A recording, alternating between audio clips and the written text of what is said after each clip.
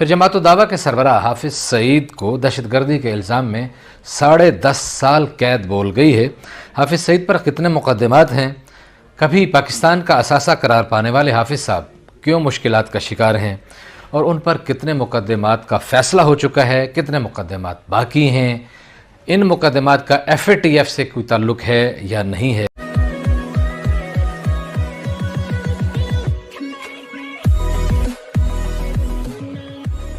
नमस्कार दोस्तों, यह है वायरल फैक्ट और इस वीडियो के अंदर दरअसल बात हो रही है हाफिज सईद के बारे में। जी हाँ दोस्तों, हाफिज सईद को 10 या फिर 10.5 साल की सजा पाकिस्तान के अंदर हो गई है।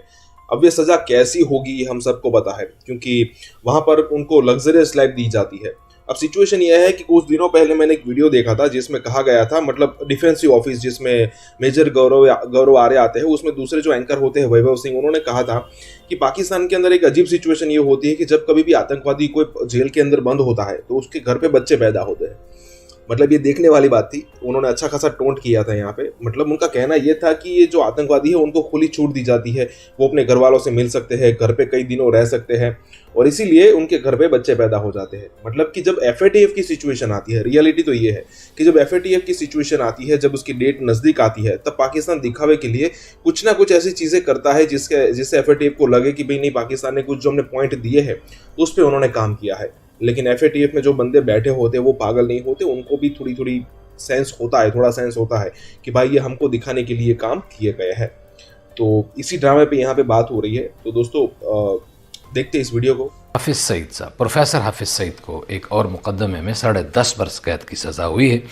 उनके साथी प्रोफेसर ज़फ़र इकबाल और याहिया मुजाहिद को भी 10.5 साल की कैद हुई है और प्रोफेसर हाफिज अब्दुर्रहमान मक्की को 6 माह कैद मिली है। जी मज़हर बरला साहब, इस फैसले के हवाले से आप क्या कहेंगे? देखिए जी, हाफिज सईद साहब की जो शख्सियत है उनको एक तबका एहतराम की निगाहों से देखता है जी, और ख़ास तौर पर उन्होंने कश्मीरी मुजाहिदीन के लिए बड़ा काम किया, उनकी अखलाकी सियासी मदद की। अब सवाल ये पैदा होता है कि हाफिज सईद को इतनी बड़ी सज़ा क्यों हो गई? जी, हाफिज साहब को या उनके साथी या मुजाहिद या दूसरे लोग, उनको सज़ा होने की वजह यह है कि इंडिया ने मुसलसल प्रोपेगेंडा कर करके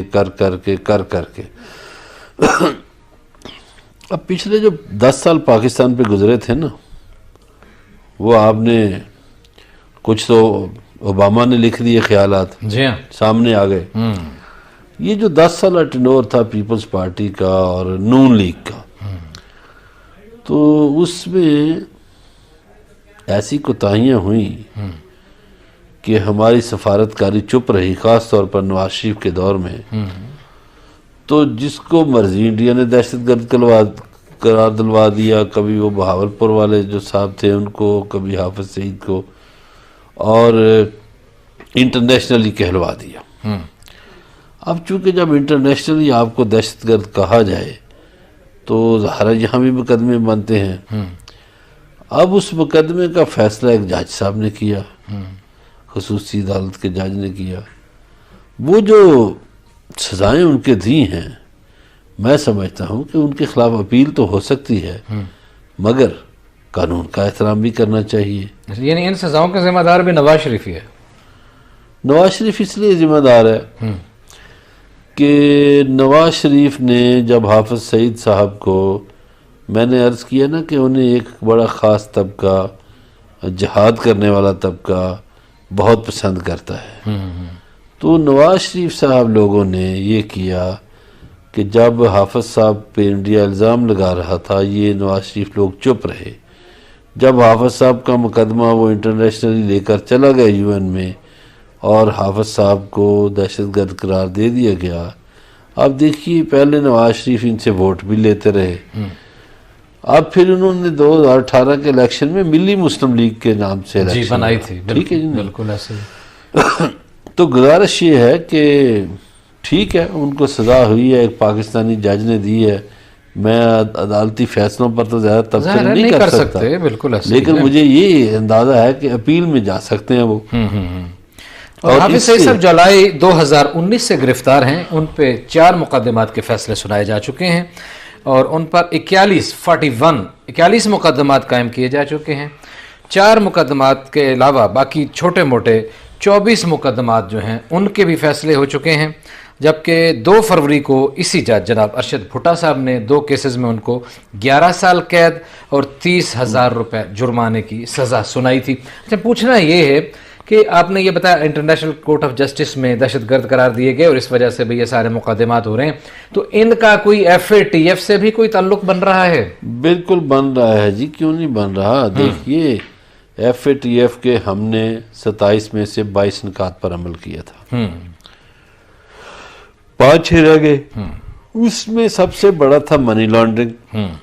दूसरा वो मुकदमा करते थे कि आप दहशतगर्दी के खिलाफ लड़ते हैं, आपकी कौम, आपका ये अफवाज कुर्बानियाँ देती है, लेकिन वो जो हाफिज सईद दहशतगर्द गया उसका क्या किया, तो वो जोड़ रखा था उनसे। तो अब मेरा ख्याल है सज़ा उनको हो गई है, उनके साथियों को भी हो गई है। तो आज जो हमारी लिबरल क्लास है वो तो पता नहीं क्या कुछ कर रही होगी सोशल मीडिया पे, मगर मैं समझता हूँ कि भारत में भी तो बहुत खुशी होगी ना हाफिज साहब को सजा मिलने पे। लेकिन पाकिस्तान में जाहिर है जो लोग उनसे मोहब्बत अकीदत रखते हैं उन्हें दुख हुआ होगा। मगर ये एक अदालती फैसला है जिसका और हमें कबूल करना चाहिए। और यहाँ देखिए, जो कश्मीर के हवाले से बात है, कौन सा पाकिस्तानी है जो कश्मीर नहीं चाहता? हर एक कश्मीरी, खुद कश्मीरी भी लड़ना चाहते हैं। तो हमने तो UN के एहतराम में रुके हुए हैं हम, वरना पिछले साल हमारे जो जहाज उड़ाने वाले लोग हैं उन्होंने Indian army chief Bipin Rawat को कर लिया था काबू और बता के छोड़ा। सही है, बिल्कुल ठीक है कि जनाबे वाला, ये हम आपको मार सकते हैं लेकिन आपको छोड़, लेकिन अभी हम